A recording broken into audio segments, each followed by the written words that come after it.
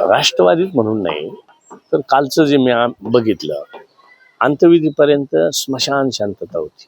कोणी कोणाला बोलत सुद्धा नव्हतं. काय चाललंय, कसं होईल ह्याची सुद्धा चर्चा नव्हती.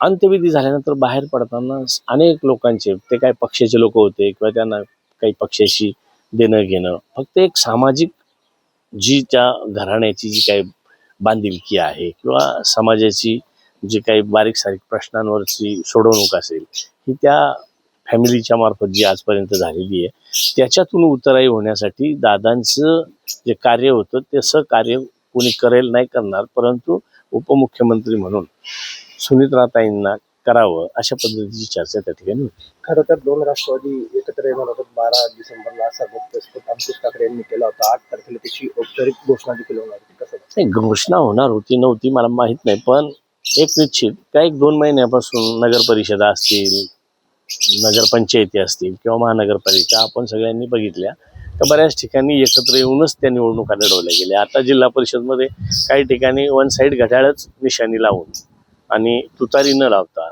एकत्र होऊनच लढवल्यात. त्याच्यामुळं राष्ट्रवादी दोन्ही एकत्रच आहेत असं म्हणावं लागेल.